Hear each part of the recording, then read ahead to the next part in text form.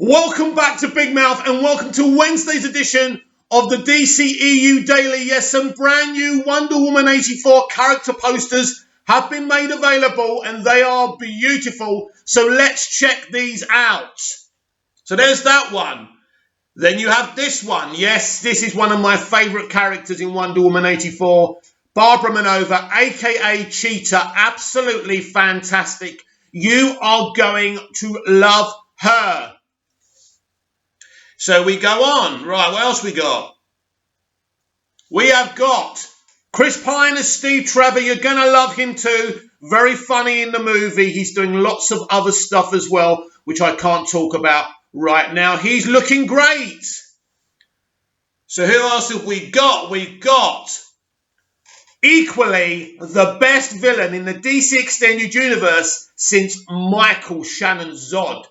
Pedro Pascal is brilliant in this movie as Maxwell Lord. And I've been waiting for a live-action version in the DC Extended Universe of Maxwell Lord for a very, very long time. Awesome.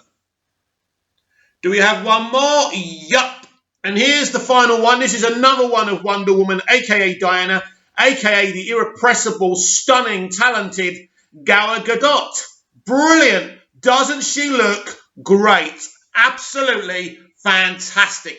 Can't wait to see this film for a second time down my local cinema. December the 16th. Thought it was the 13th. December the 16th. As soon as I've seen it, refresh my memory, there will be a full spoiler review on this channel. Can't wait to talk about this film finally with you guys and girls. Yes, so welcome. There's a lot to get through today. Listen, the biggest casualties of Zack Snyder being driven off the DC Extended Universe was Ben Affleck's The Batman.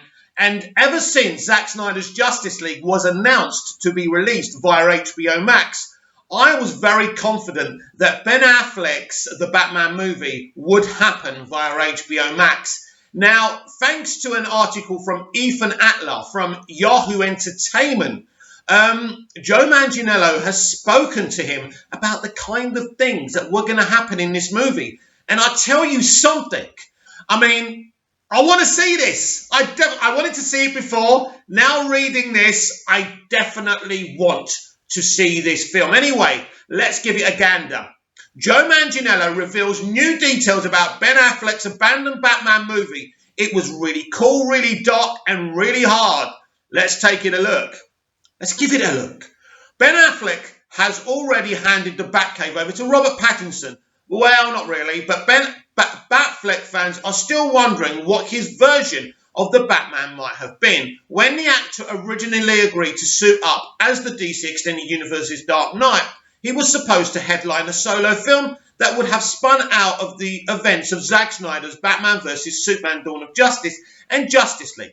Affleck himself initially planned to co-write and direct The Batman, only to step away from those responsibilities in early 2017. At that point, director Matt Reeves joined the production and started down the creative path towards Pattinson's version that's currently filming in London and is set for a March fall 2022 release. Well, I'll correct you there actually, mate, because when Matt Reeves first came on board, Ben Affleck was still on board.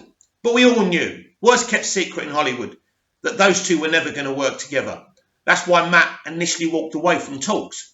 He didn't want Ben, he wanted his own Batman. I understand that, but I'm still devastated we never saw this. As early teasers have revealed, Reeves' Batman will be more of a detective story that pits a younger Bruce Wayne against a rogues gallery of villains that includes the Penguin, Colin Farrell, the Riddler, Paul Dano, and Catwoman, Zoe Kravitz. In contrast, Batfleck's main nemesis would have been the ace assassin Slade Wilson, a.k.a. Deathstroke, played by Joe Manganiello. While speaking with Yahoo Entertainment about his new film, Arch Enemy, which opens in theatres as well as on digital and VOD services on December the 11th, the True Blood star reveals that Affleck's abandoned Batman adventure would have had a strong David Fincher vibe. I mean, take my money now. A Fincher vibe, wow. At the time, Affleck had just started in the director's 2012 hit, Gone Girl, and took inspiration from one of his earlier movies. There were similarities to the game, Manganiello says, referring to Fincher's 1997 cult favourite that starred Michael Douglas as a rich banker who loses everything overnight and then runs a dangerous gauntlet orchestrated by a shadowy organisation. Wow. Wow. I mean, we're talking about the game there, but they're basically saying that Batman was going to be a similar thing. In the original pitch for the Batman, Deathstroke performed a similar demolition job on Bruce Wayne's life, systematically destroying his public status as Gotham City's leading citizen and his private existence as its caped crusader. It was a really dark story in which Deathstroke was like a shark or a horror movie villain that was dismantling Bruce's life from the inside out. It was this systematic thing. He killed everyone close to Bruce and destroyed his life to try and make him suffer because he felt that Bruce was responsible for something that happened to him. You know, you can see me nodding my fucking head. Don't think I'm nodding it in disgust. I'm nodding it in disgust in the old regime of WB. This was fucking liquid gold. Why didn't we get this? I am so angry. My blood is boiling as it was yesterday with the Christopher Nolan thing. This is despicable. This film would have made $1 billion. What is your fucking problem? Critics, pundits, old WB regime. What was wrong with what Zack was doing and what Ben wanted to do? This was brilliant. And Jeff Johns was in on this, apparently. Now, I don't know. I don't know if Jeff Johns came in later and he was trying to dismantle what Ben was doing. But look, who is responsible for Ben leaving this? It's an absolute disgrace. Let's be absolutely clear. Batman isn't a hopeful character. Yes, he cares about people. He wants to save people. It's not a hopeful story. Whatever you do, whoever you beat up, whatever criminal you stop, there's another one coming down behind him. That's the Batman story. It's very raw and very dark. Besides the games, Affleck's proposed storyline also bears strong similarities to Born Again, a classic arc from Frank Miller's run on Marvel's Daredevil comic book that was loosely adapted to the screen in the third season of the Netflix series. It was really cool, really dark and really hard, Manganiello says, wistfully. I was very excited for it. So was Snyder, who teased the Batman in the original version of the post-credits scene that appears at the end of Justice League, where Deathstroke pays a visit to Jesse Eisenberg's Lex Luthor. Now, we know that happens in Justice League, but I think what we were going to see in Zack Snyder's Justice League post-credits scene was going to be extremely different. In the sequence that Manganiello shot with Snyder during principal photography in 2016, the dastardly duo discussed what to do about Batman. Wow. Thus setting the gears of Slade's master plan in motion. But when Affleck stepped away from directing the Batman the following January and Joss Whedon replaced Snyder as Justice League's director a few months after that, the actor assumed that the scene was a goner and put Slade in his rear view. Then in the run-up to the movie's theatrical release in the fall of 2017, he found out that his scene was still in the picture, but it teased a completely different follow-up. I thought that scene was gone, but producer John Bird called me up and said, we've reworked that scene and put it back in, Manganiello remembers. I was as surprised as anybody. Instead of the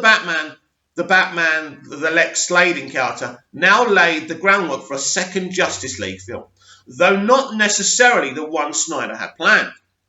Rather than reshoot the entire sequence, the filmmakers opted to rewrite Eisenberg's side of the conversation. They reshot all of Jesse's dialogue to tease Justice League Part 2, which was going to be about the Injustice League, Manganiello says. Now, for the record, Snyder intended to feature the alien despot Darkseid as the primary villain in his Justice League two-parter. All of that dialogue was about Batman originally, and it was changed to lines like, shouldn't we have a league of our own? So, it was obvious when we saw that post-credit scene in Justice League that if that was successful, they were going to do an Injustice League versus a Justice League for the sequel, which would have been pretty neat in itself, I suppose, and it wouldn't have had the production problems the first film had. But look, it was never going to happen. It was an utter mess. Ultimately, that Injustice League-centric sequel followed Affleck's David Fincher-esque take on Batman into the DCEU dustbin after Justice League's disastrous critical and commercial reception. Also swept up in that bit of studio house cleaning was Manganiello's treatment for a standalone Deathstroke film that consumed 6 months worth of his blood, sweat and tears. I worked with an Oscar-nominated writer on that treatment, and it was one of those projects that got cancelled during that period. There were maybe 7 different Deathstroke projects that all didn't happen over the course of 4 years. It's one of those funny things in Hollywood and in life where you just got to let it go.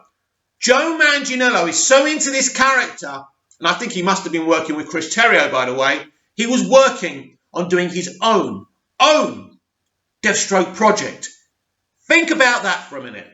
And they binned it all. The old regime binder didn't think that would work.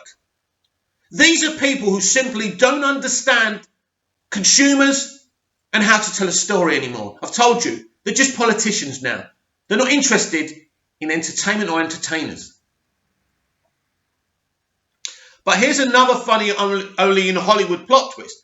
Manganiello's Deathstroke will live again in the Snyder Cut of Justice League that's set to premiere on HBO Max in 2021. Earlier this year, the actor tweeted a black and white picture of Slade sporting his signature eye patch and a wicked new hairstyle, and he confirms to Yahoo Entertainment that the image came from the new material that the director filmed for his upcoming 4-hour series. Zach called me one day, asked, "How'd you like to do it again?" So I said, "Sure, man, I'll be there." And he told me, "Okay, we're getting your armour out of storage in England and we're going to fly it over here. Is there anything you want to do differently?" So Zack Snyder asked an actor who was so ingrained and so passionate about the character he was supposed to play that he asked him, "Is there anything you want to do differently?" Imagine that. Think about that, what kind of man and director Zack Snyder is. He's a collaborator, and this is why actors like him. I like to collaborate with my actors because I have a vision, a definitive vision. One of the stories I'm working on now is Trapped, and another one called Finding Claire. And we're always talking about my vision for it. But actors have a vision too because they foresee what the story is going to say, because they're actually creating this illusion and this world for you as a visionary. So, sure enough, Manganiello had all kinds of fresh ideas that he wanted to put into this last stab at Deathstroke, including a few culled from his never-made treatment. Some of those elements I snuck into this round, he teases, specifically citing the character's badass mohawk. The greatest warriors are the ones who walk into battle already dead, or assuming that they're going to die. They're looking for someone who could actually kill them. There's almost an excitement around that. Wow. Like, is today going to be the day? So there was a climactic moment in my standalone story where I wanted Slade to shave his head into this warlike mohawk, knowing that he was going off to his own death. I said to Zach, I always envisioned him with a big white mohawk, and he was totally down for it. You know, see, he's a collaborator. I love a collaborator. This is good. It means you're not selfish. Along with Deathstroke, Snyder's version of Justice League will bring back Jared Leto's Joker and newly shot footage, and also make room for storylines and characters that were exercised from Whedon's theatrical cut. Depending on how the series is received, Manganiello has fresh hopes for reviving his standalone Deathstroke script. Hopefully this will reinvigorate interest from the fans, as far as wanted to see this version of the character get told. We landed on an origin story that everyone I've ever pitched it to has gone crazy for. There's been so many versions of this character over the years, and I just wanted to put my own stink on him. Very emotional when people are creating and being passionate and trying to create, fun and entertainment for us. I'm passionate. I've been passionate about that world since I saw Superman the movie as a 10-year-old boy. And to see this taken away from people who are as passionate about these DC characters as I am, absolutely breaks my heart. And it goes on. In the meantime, he's playing a very different kind of comic book inspired character in Arch Enemy. I think that's it. Yeah, and they're basically talking about that film. But that's absolutely fantastic. And as you can see, I'm very, very emotional. Because Joe Manganiello is passionate about Deathstroke, right? About Slade Wilson. As we all are. He wants to do this. And he needs our help. He doesn't want to be our buddy or our friend. He wants to do this job. And he needs us to make this possible. You keep on hashtagging Zack Snyder's Justice League and Manganiello's Deathstroke. You keep on doing it. We keep on fighting. The fighting isn't over. It's not over until the Snyderverse returns, because Zack Snyder is a visionary. And when I see his DCEU content, his Snyderverse, you know what comes in my head? This is what a live action comic book movie should look like. It's interesting how social justice has changed in comic books in the last 50 years. I remember reading Green Arrow comics where, you know, Arrow was picking up Mia Durden off the street. She had AIDS. She was she'd been on drugs. She'd been a prostitute. And that was the kind of things that social justice in comics were back then. Now, social justice in comics have changed a lot in the 21st century. And DC Comics' new non-binary Flash makes their comics debut. This is at Screen Rant by Liam McGuire. So let's give this a read because I'm quite interested. Jesse Chambers, aka Kid Quick, just made their first appearance ahead of becoming the new Flash in DC's future slate, Justice League. So this is a non-binary version of the Flash. As I say, a new mentality in social justice. DC's newest Flash has made their official comics debut. Earlier last month, DC teased the arrival of Jess Chambers, a new speedster from Earth 11 who is said to become the Flash in the upcoming future state Justice League. In their first adventure, Chambers helped save the Justice League and their Aunt Jessie Quick from a psychic threat. Chambers will take the role of the future Flash in the upcoming future state event that will take a deep dive into the future DC Comics universe. The 2-month line-wide event will change the status quo at DC, introducing a number of new heroes and villains who take their roles of legacy heroes, including Chambers, Flash, Yara Flores, Wonder Woman, and a Batman whose true identity has yet to be revealed, before suiting up alongside the Justice League. Chambers made their first appearance in this week's holiday special. Anyway, we won't go into that. In that short story, Top Stop the Star Conquest in this week's DC's Very Merry Multiverse by Ivan Cohen, Eleonora Collini, Ulysses Arola, and Becca Carney, readers are taken to Earth 11, where the Justice Guild Justice League is led by gender-flipped heroes such as Batwoman, Aquawoman, and Jessie Quick's Flash. The young heroes, consisting of Supergirl, Laurel Kent, Robin, Talia Kane, Aquagirl, Jackie Hyde, Donald Troy, and Kid Quick, are forced into action when the guild is mid-controlled by Starla, the Star Conqueror in the battle. Quick is seen repeating a formula that helps them tap into the Speed Force. Ultimately, Kid Quick's speed helps the teen heroes team up and break the Justice Guild from their psychic hold. In just a few short pages, they show off their ability to think and act on the fly, to partner with other heroes when needed, and their extreme speed Kid Quick, who is gender fluid and uses they-them pronouns, has all the makings of a Justice League-worthy Flash, that this short story serves as a great introduction to the speedster. It hasn't been said how Chambers will come to mainstream continuity, but it seems likely that they will be folded into DC's main Earth after the events of the multiverse, shaking Dark Knight's death metal, giving Kid Quick's connection to the Speed Force. Multiversal travel is also not out of the question, no matter how they get there.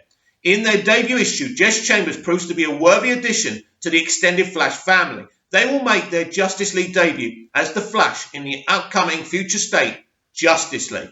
Right, I like that, and it sounds really good. Listen, I have no knowledge. I don't know that one. That was, you know who that was, and I'm not going to say her name again, because apparently she decided to start talking in the middle of my bloody video. Anyway, where was I again? Right, it sounds really good. I'm happy, but as I was saying, I don't have much knowledge about the LGBTQ community, right? But I'm going to put myself in their position, right? That's all I can do. I was brought up in a family who would never accept the LGBTQ community. It was drummed into me as a kid. But as I've said before, I was educated by television and so many other things to embrace everyone. Love is love, right? Brilliant. So if you're a member of the LGBTQ community, reading this comic or a gender fluid character, is becoming a hero and an iconic hero. It must be a beautiful thing. There must be a place for everyone. For everyone. And I know change is hard. And change becomes aggressive and angry. Why are they doing this? Why? Why can't it be the way it always has been? Because the world has changed. Because the world is more embracing and accepting. And sometimes it's hard for us. I'm a 48-year-old man. Hard for me to accept this stuff. But it is right that representation and inclusion happens. As long as people from the straight community aren't replaced full time. Remember, you can tag and follow me over on Twitter at MoviesTVMad, and you can ask me any questions, and I will answer them here on the channel, on the DCEU Daily, or on a video that you suggest for me to do, or I will read out an article you suggest for me to do. Just follow me over on Twitter, tag me on my timeline, and I will do that for you, just like Scott Edwards has done yet again. Movies TV Mad, Mongol is rumoured to be a villain on Superman and Lois. What would you think of this? Also, curious, do you think Flash or White Canary should lead the Arrowverse of Justice League, or should they co-lead for tomorrow's DCEU Daily? The Flash and White Canary leading the Justice League. Let me be clear to you, Scott, because I've told you this before, and I'm not sure if you've asked me this before. Maybe you forgot that you did. There will never be a male that leads the Arrowverse Justice League. And we were just talking about social justice, and this is a social justice show. So a male, especially a white male, will never lead the Justice League. There's no question about that. So, yes, White Canary probably has a good chance of leading the Arrowverse Justice League, but it could be anyone female or anyone of minority descent, basically. That's the way this show works. It's about social justice, and we were just talking about inclusion and representation. And there's going to be so many versions of the Justice League, and with this DC multiverse strategy, ultimately, it doesn't even really matter. But yeah, I don't know who's going to lead it, if anyone. If anyone right now, I don't know what their plans for their Arrowverse Justice League are. But yes, certainly, Scott, it will never be a male. So then you asked me about Mongol is rumoured to be a villain on Superman and Lois. Look, I know very, very little about Mongol. I've seen him in the Justice League animated series. Yeah, he seems like a cool, interesting, fun villain to have in the show. I hope they do the character justice and he looks like he's supposed to look like. If that's the case, then I want to see Superman actually fighting villains from his rogues gallery we've never really seen in live action. And I can't remember seeing Mongol in Smallville or the Lois and Clark show originally. So we will see about that, but that would be awesome. So I hope that answers your two questions, Scott. Remember, you can do the same. Tag me over on Twitter at MoviesTVMad. And finally today, welcome to my brand new segment here on the DCEU Daily, where we discuss other comic book, movie and TV news. This won't always be here, only when there's something relevant which is not related to DC to talk about. And oh boy, today there is. Because Alfred Molina, my mate Alfred Molina, a guy that I know very, very well, who played Doc Ock in Sam Raimi's Spider-Man 2, and he was amazing in it, is reprising that role in Spider-Man 3. Now, there's more rumours. This is coming from Collider. Tobey Maguire is in talks to be in Spider-Man 3.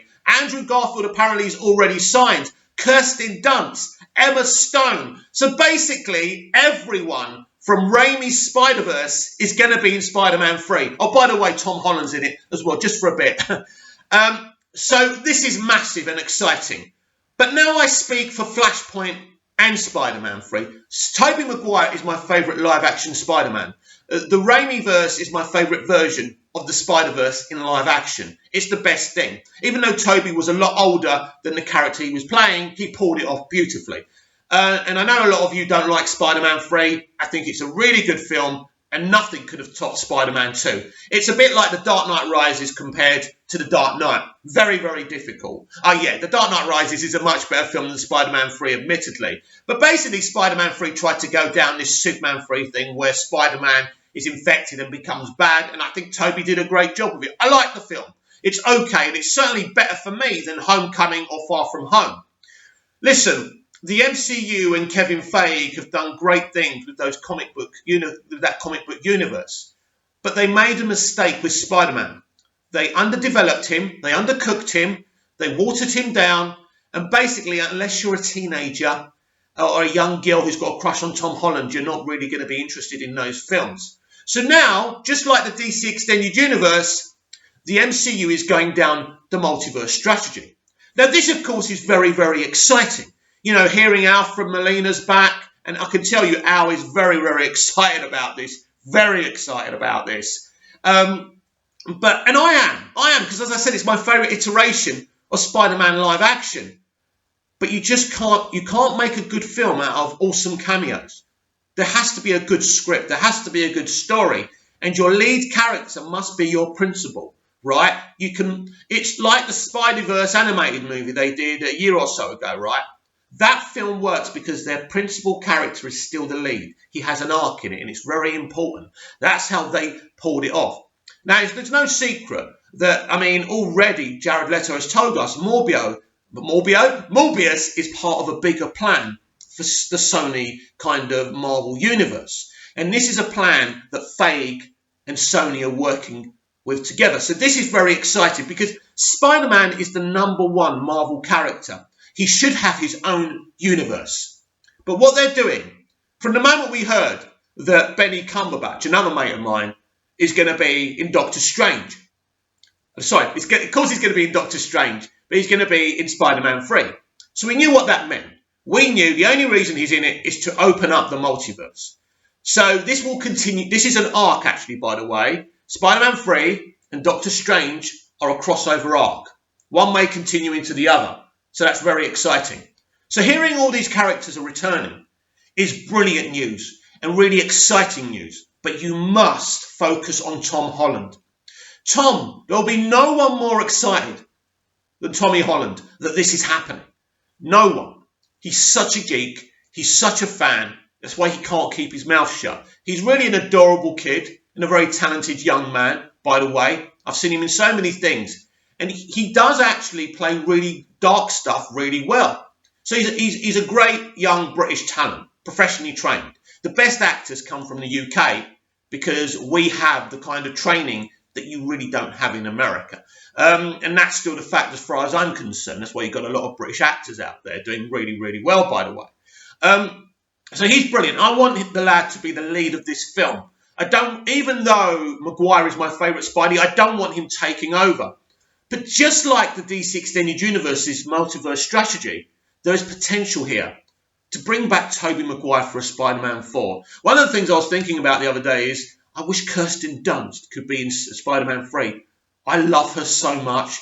She's just a great woman, a talented woman, and she really was so good as MJ. She was so good and so convincing, and the chemistry those kids had, Toby and Kirsten had, was so magical. And so this is exciting. Some people will call it lazy, but as fans, as geeks, as nerds, we love this shit. We love it. I'm a predominantly DC fan, but I've got the MCU, I always do that, don't I? The MCU movies in my cabinet, and I enjoy them and I have binges. I don't hate them, right?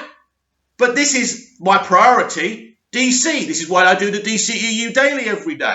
So this is brilliant news, and let's see if we can get Tobey Maguire signed up. But I'm certainly excited for Spider-Man 3. So please comment down below. I want to know your thoughts and opinions about everything I've discussed today. Do you think we will get the Batman miniseries or movie over on HBO Max now that it's been talked about? We know the script. We know the storyline now, right?